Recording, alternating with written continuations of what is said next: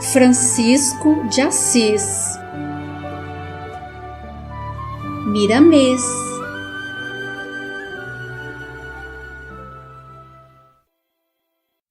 Capítulo 22. Francisco e o Papa.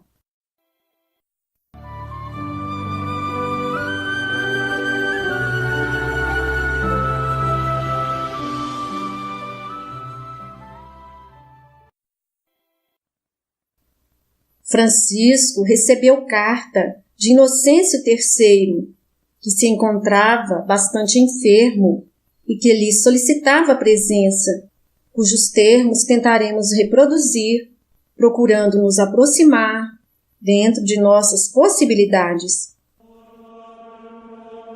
Caro filho Francisco, envio a minha bênção papal e rogo do profundo d'alma que Jesus Cristo te abençoe também, crendo que Deus não te faltará com o seu imenso amor. Que Maria Santíssima seja tua mãe, hoje e sempre. Em tempos passados, cometi uma falta grave para com teu coração. Sei que te feri na mais profunda das tuas sensibilidades, desdenhando-te, juntamente com alguns cardeais, por ignorarmos a tua missão.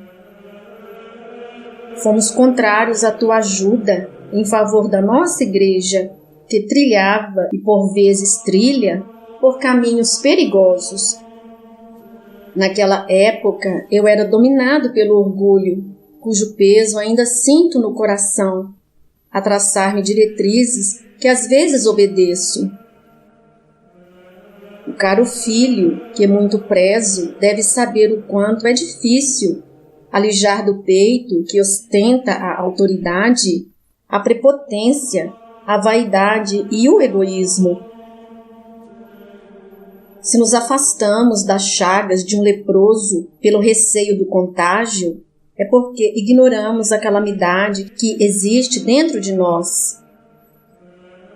E eu, sendo pior, confesso ser leproso por dentro, e em certos momentos tenho vergonha de mim mesmo, e confesso isso agora, abatido pela velhice e pela doença.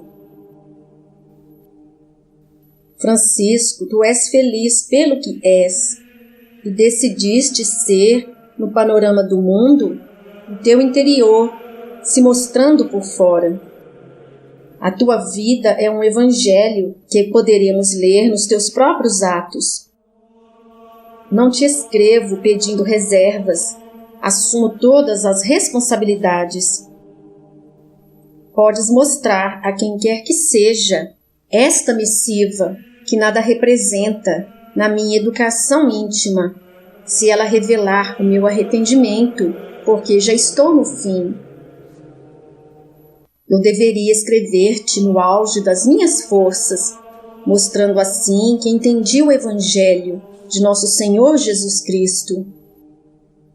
Mas peço perdão ao Divino Senhor e que me ajude a reconsiderar e melhorar o coração, retirando do meu peito as ilusões a que a posição nos insulta e nos cega. Estou hoje dando graças a Deus por ter nascido na região da Umbria um homem como tu, que carrega no íntimo todas as características de nosso Senhor e que fez da vida uma renúncia, que fez da vida uma completa humildade, que fez da vida um verdadeiro perdão. Foi vendo e sentindo a tua vida, Francisco, que comecei a compreender o que é o amor e o que significa amar ao próximo, nos termos do Evangelho. Graças a Deus temos ao nosso lado um bom cristão, que muito nos ajudou a discernir as coisas e a mostrar na tua pessoa a presença do Cristo e que nos advertia, fazendo-nos ver os perigos dos caminhos que percorremos.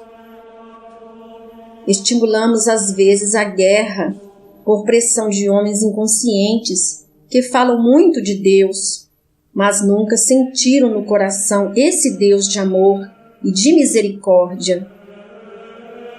Falamos muito do perdão, mas criamos uma casta separada de nós, que denominamos de hereges, e os crucificamos sem procurar saber se eles também têm famílias e se são seres humanos, filhos de Deus.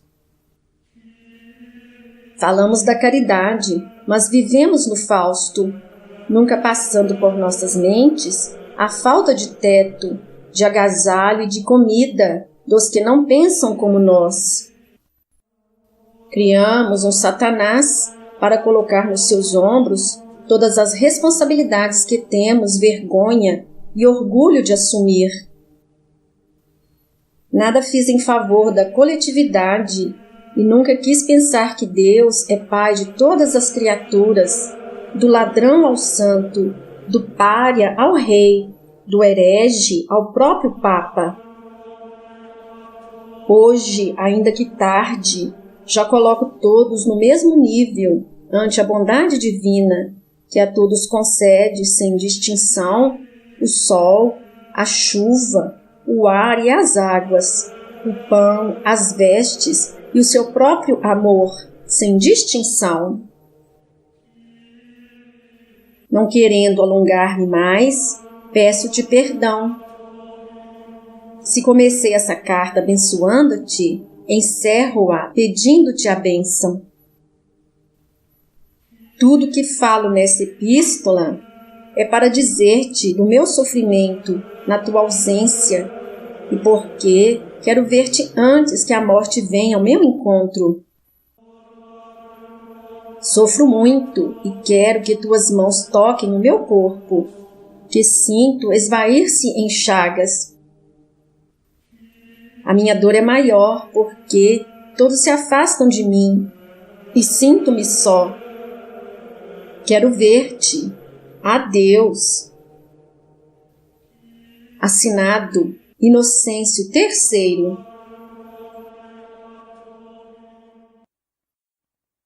O Poverello de Assis não se esquecera dos acontecimentos que o envolveram quando tinha ido a Roma à procura de sua santidade. Entre outros tantos acontecimentos, lembrou-se de José Maria, o estalajadeiro português, e sua família, de Adália, a moça doente que curara pela bênção de Cristo Jesus, e da serva Afrânia, que lhe fazia companhia. Recordou-se de Túlio, o pirata, e de Dona Galba, sua esposa, e principalmente de sua filha, que ele apanhara jogada na casa abandonada. Lembrou-se ainda do cardeal João de São Paulo e da entrevista que tivera com Inocêncio III. Francisco, em Roma, manda avisar o Papa que viera vê-lo em nome do Cristo de Deus. Este, ao receber a notícia, com grande alegria, mandou buscá-lo imediatamente, dispensando-lhe honrarias especiais, ao que Francisco recusou, preferindo ir acompanhado somente por alguns franciscanos, com seus pés calejados pelas caminhadas, pele tostada pelo sol, cujos joelhos demonstravam o tempo que aqueles homens permaneciam em oração a Deus. Francisco adentrou o Vaticano com simples sandálias que lhe ofertaram em caminho, quando alguém soube que iria se encontrar com o sumo pontífice, e assim foi encaminhado aos aposentos de sua santidade. Francisco ajoelhou-se, beijou-lhe as mãos encarquilhadas e falou com mansidão: Louvado seja nosso Senhor Jesus Cristo. Inocêncio III, já quase sem forças para falar, chorou, envolvido pela emoção. Passados os primeiros momentos, já refeito, falou a Francisco: Meu filho, que Deus te abençoe. Tua presença junto a mim proporciona-me um imenso bem-estar. Sinto o corpo cansado e desgastado pelas coisas inúteis, mas sinto a alma erguida, sustentada pela força doada pelo arrependimento e alimentada na esperança da fala do divino amigo a todos nós, quando afirmou: nenhuma das minhas ovelhas se perderá. Queria te pedir perdão e me humilhar na tua presença, embora sabendo não ser digno. Queria beijar os teus pés para que o meu orgulho se abalasse, deixando-me na condição de réprobo, sem valor, juntando as migalhas que o teu perdão pudesse me oferecer. Nada mais posso fazer pelo êxito do teu trabalho, a não ser orar aos céus. Se minhas orações forem ouvidas, creio que Jesus terá compaixão de mim e que Maria é mãe de todos nós. Como dirigente máximo da igreja, estou falido e tenho consciência de que não deveria ter feito o que fiz. Incentivar uma cruzada de crianças inocentes, enviando-as para a morte. Sou verdadeiramente um genocida. Acordei tarde, mas abri os olhos à luz. Gostaria que a saúde me visitasse pelas tuas mãos abençoadas, mas se este não for o desejo de nosso Senhor, aceitarei a doença e a morte com alegria.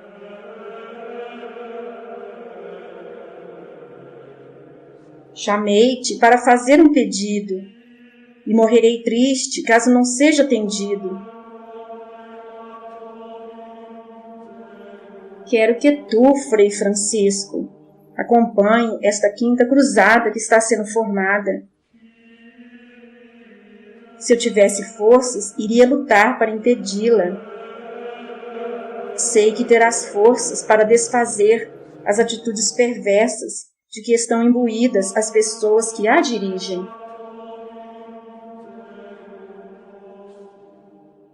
Francisco escutava em silêncio. Sua mente buscava outras paragens na esteira infinita do éter cósmico, mas registrava tudo o que ouvia de sua santidade. As paredes do aposento mostravam que ali trabalharam hábeis artistas. Os quadros mostravam em silêncio de quem eram filhos, e os tapetes se alinhavam com o requinte da mobília.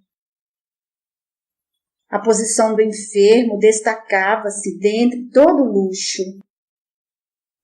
Tirar apenas os anéis, frouxos nos dedos magros, e o engenhoso cordão de ouro, com o pesado crucifixo que o incomodava. A humildade do visitante, que nada possuía, a não ser a verdadeira santidade no coração, contrastava com o luxo que se evidenciava no ambiente. Interrompendo a meditação, falou Francisco, compassivo. Querido Pai e companheiro em Jesus Cristo, é de se notar o vosso grande interesse e amor pelas criaturas e pelo bem-estar da sociedade. Isso me comove até as fibras mais íntimas do coração. A vossa posição diante da humanidade é a de um pai e de representante do Cristo na terra. Mas devo dizer-vos que a posição de mando, de abundância de coisas materiais e condições de intromissão na intimidade dos lares fizeram acordar as trevas da prepotência, do orgulho, do egoísmo e da usura que dormiam dentro de vós, a ponto de formar um exército de crianças e enviá-las à guerra, à guisa de reconquista de algo que não vos pertence, nem tampouco à Igreja. O que vale para nós não é o sepulcro a que chamais de santo, mas é tudo que tiver saído das mãos divinas do Criador. Temos de lutar, sim, e mesmo travar uma guerra, mas para vencer as nossas inferioridades morais. Dentro de nós, bem no centro do coração, existe também um santo sepulcro, e deste nos esquecemos, por conveniência de conquistar, por requerer de nós trabalho, esforço e muita disciplina. Meu Pai, não ides atrás de conquistas exteriores, porque a maior conquista e o maior tesouro moram no nosso íntimo, que somente encontramos quando passamos pelas portas do amor. Nisto, Francisco sentiu estalo em sua cabeça, acompanhado da meiga e suave voz, já sua conhecida, nesta expressão que encanta e comove. Francisco, tem piedade dele que sofre e chora. Lembra-te das bem-aventuranças. Tem piedade dele, Francisco, pois lhe falta a paz. Lembra-te do meu amor para com todas as criaturas.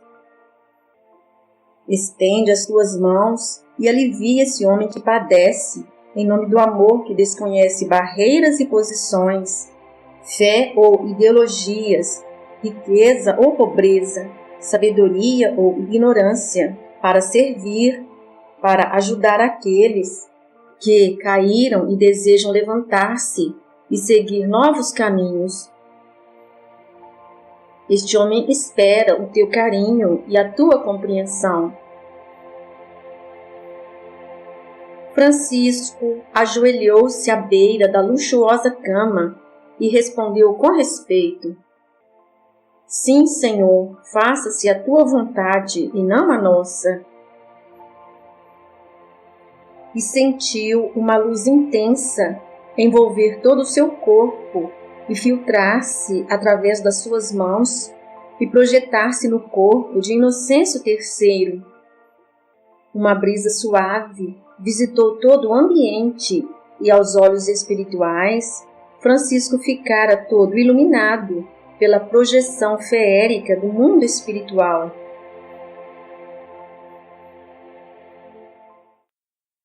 O alto mandatário da Igreja deu um suspiro, chamou por Jesus e Maria e pediu perdão de suas faltas. Francisco, na condição de transmissor de alta potência energética, orou nestes termos: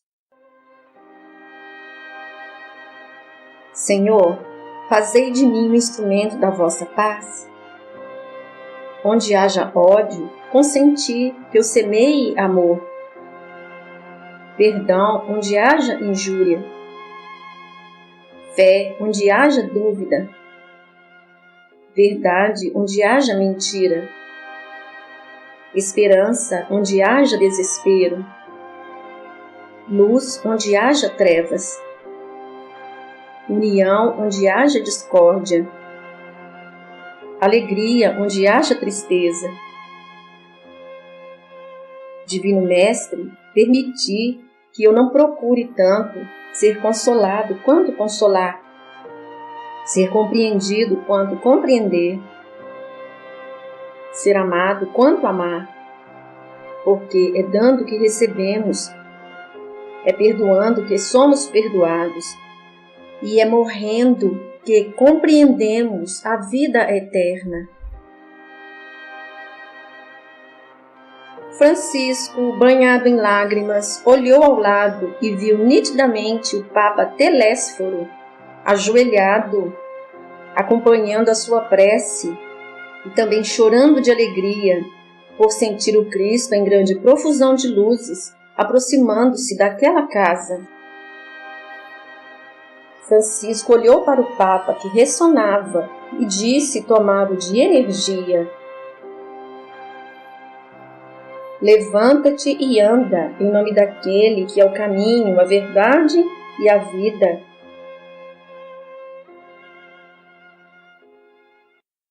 Inocêncio III acordou assustado, falando: Eu vi Jesus, agora eu vi Jesus. E começou a andar pelo quarto, livre das enfermidades e das chagas que já tomavam seu corpo. Em pranto, debruçou-se no ombro de Francisco com gratidão e respeito, falando brandamente: Pai Francisco, tu é que deverias estar no meu lugar. Que Deus te abençoe sempre. Francisco fez o pastor da igreja deitar-se novamente e pediu com suavidade: dorme, meu senhor. O sono é sempre um reparador de energias. Que Deus abençoe o vosso coração, agora e sempre. O Papa, daí a instantes, dormiu como criança, perfeitamente curado de suas pertinazes enfermidades.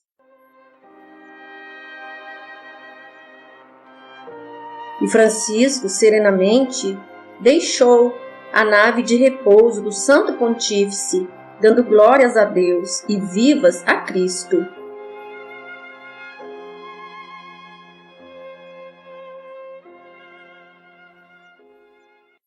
Francisco saiu de Roma e desceu para Ostia, onde estavam alguns dos seus discípulos trabalhando com todo o empenho para que o Evangelho fosse vivido, de onde saíam periodicamente para a cidade eterna, para levar a palavra de Deus na maneira estabelecida por Pai Francisco.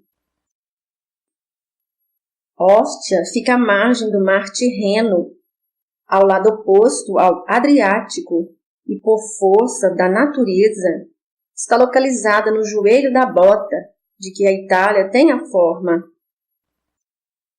Alguns companheiros de Francisco não mais se lembravam do passado, mas outros, por vezes, remoíam intimamente a perda de seus bens, por não ser de uma só vez que nos desprendemos das coisas materiais.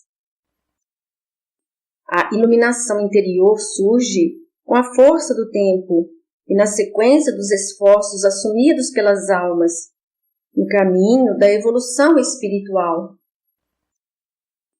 Ficaram eufóricos com os recentes acontecimentos em Roma, no comando da Igreja, que favoreciam os ideais sustentados por Francisco, cuja sobriedade impressionava todos no tocante à moderação. Era, pois, o mestre, a quem o sacrifício já não se impunha.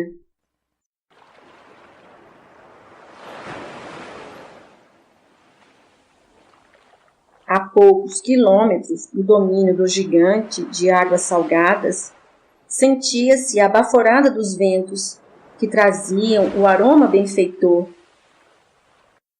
Percorrido um trecho do caminho, avistaram um casebre, onde residia uma família que vivia da pesca.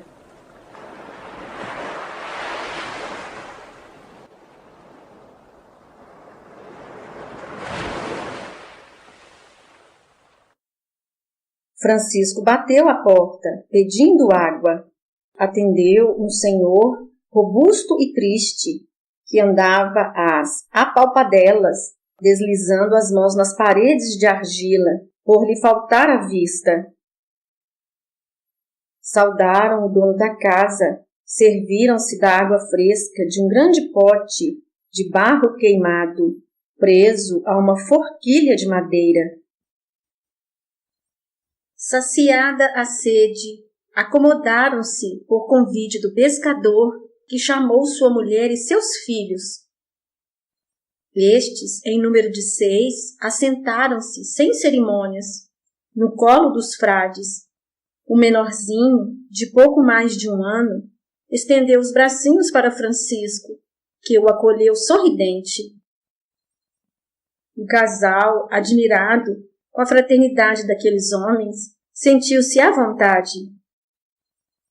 O dono da casa, que por sua coragem e habilidade nas águas, atendia pelo apelido de Dragão do Mar, narrou-lhes o acontecimento que provocara sua cegueira.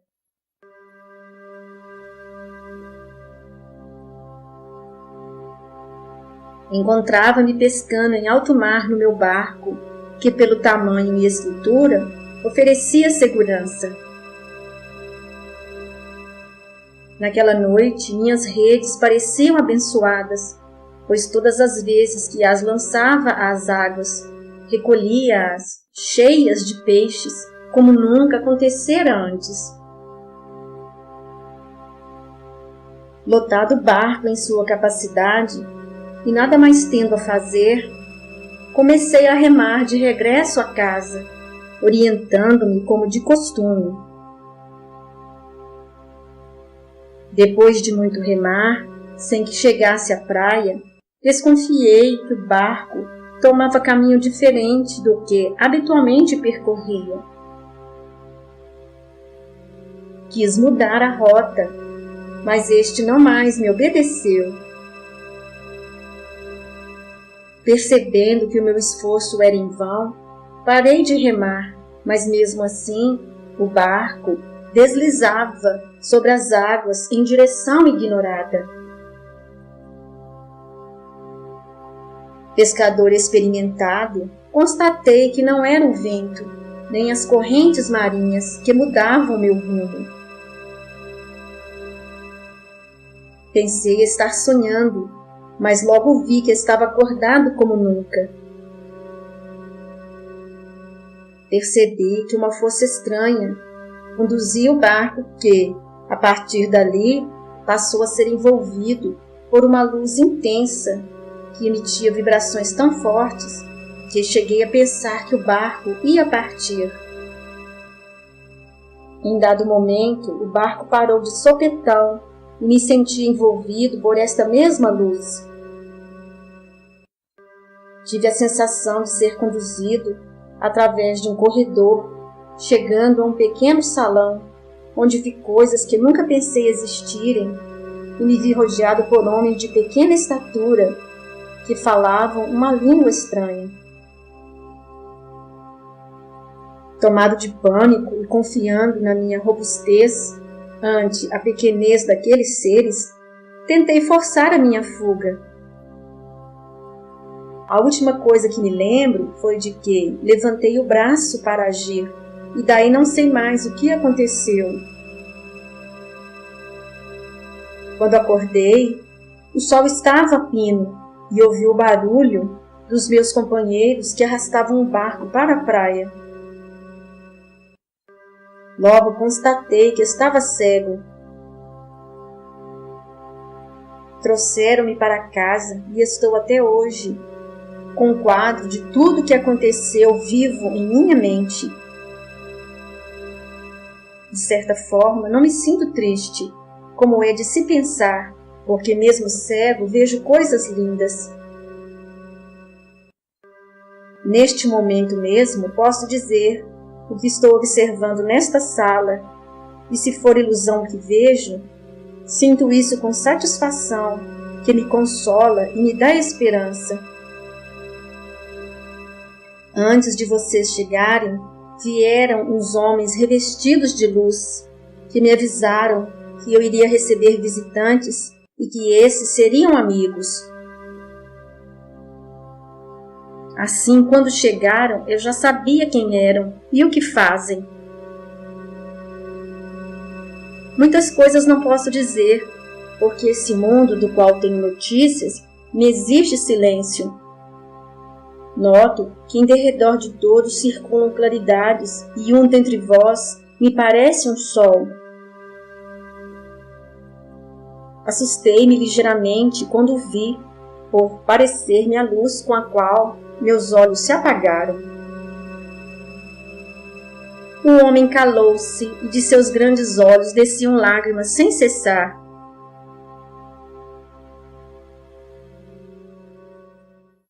As crianças brincavam nos colos dos frades, puxando-lhes às vezes as barbas. O menor dormia nos braços de Francisco.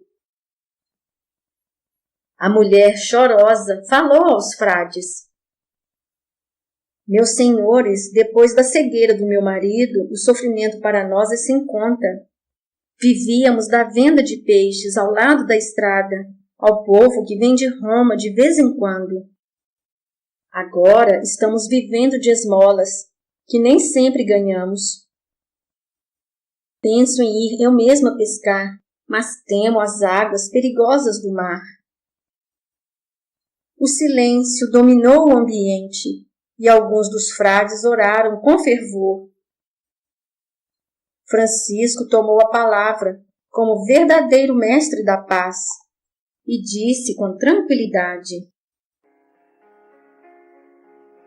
Meus filhos, devo dizer a todos que o nosso irmão não ficou cego. Ao contrário, agora ele vê mais do que antes poderia observar, porque está enxergando as coisas da alma e do verdadeiro mundo, para onde deveremos ir ao findar das nossas vidas. Porque ele viu fatos que raramente ocorrem, é muito lindo para ser contado e muito mais para ser vivido. Deve e pode ser visitante das estrelas, que a ciência e as religiões ignoram, e se o assunto for ventilado no meio delas, a forca e a fogueira serão o destino de quem o fizer. Jesus não falou nas muitas moradas do Pai Celestial, porque somente a terra na qual pisamos poderá ter a graça de servir de casa para os homens? Deus não é Deus das limitações, e não poderemos negar o que não compreendemos, por nos faltar a intuição necessária e a inteligência que nos assegure a verdade.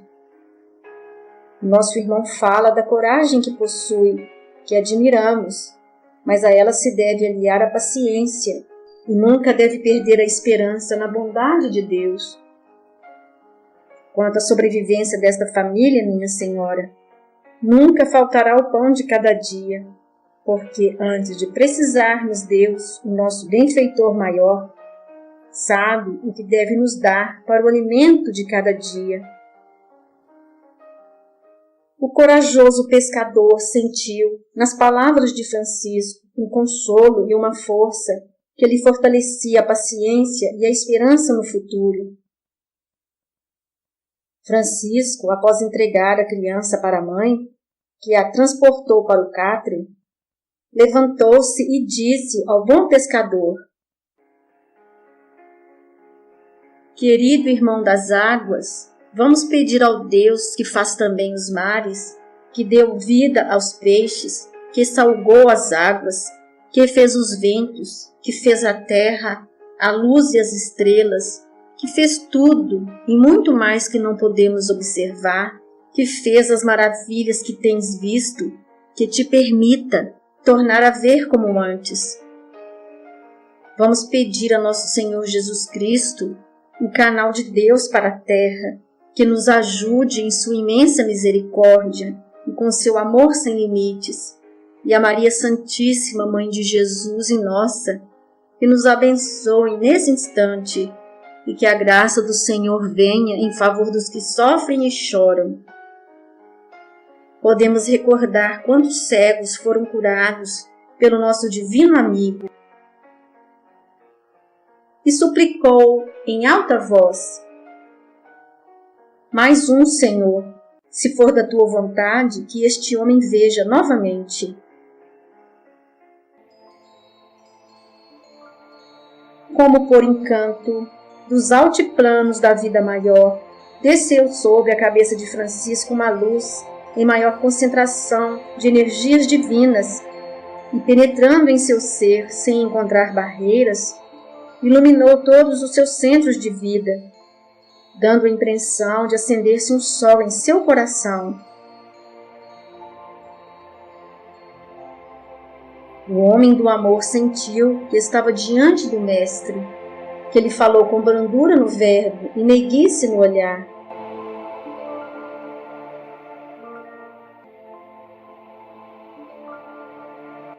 Francisco, não existem distâncias para quem ama. Não sabes bem onde estou, mas as tuas faculdades e a força que as aciona nos faz ficar frente a frente.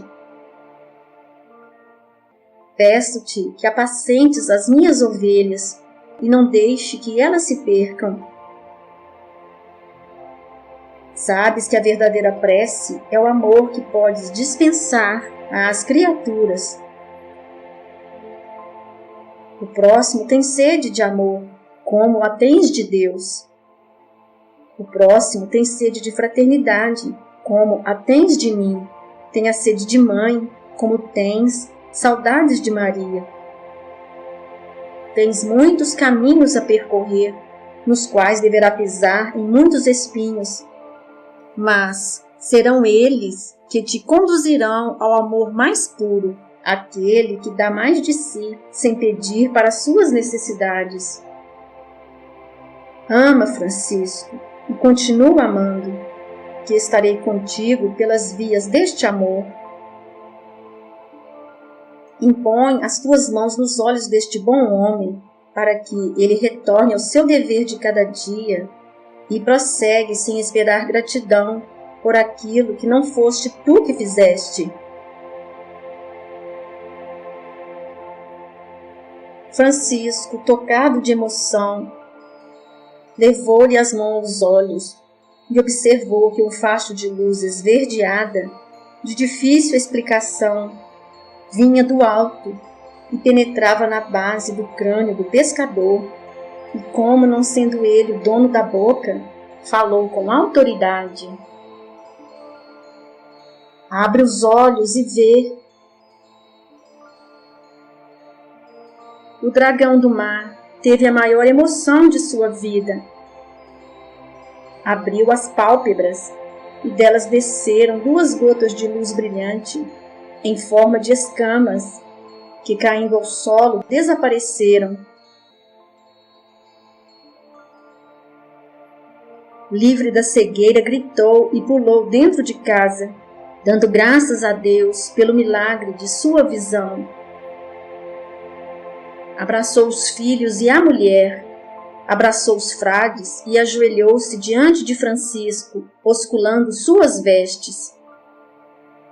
Quando quis envergar o corpo musculoso e fazer o mesmo com os pés do poverello, esse não o permitiu, repelindo-o com as palavras de Pedro ao paralítico na porta formosa, quando alguém disputava sua sombra. Levanta, meu filho, que também sou homem. Permaneceram por ali vários dias, após o que despediram-se com saudades. Fim do capítulo.